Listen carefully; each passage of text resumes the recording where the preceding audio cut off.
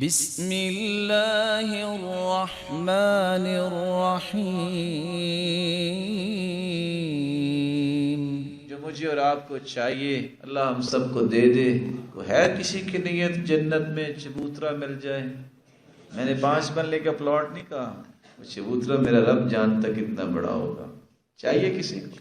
انا زعیم ببیت فی ربض الجنہ من ترک المراء وان کان محقا۔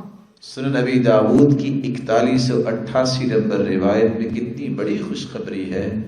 کوئی ہے جو سچا ہونے کے باوجود جھگڑا چھوڑ دے، اللہ کے رسول فرماتے ہیں میں جنت میں اسے چبوترا دلانے کی ضمانت دیتا ہوں۔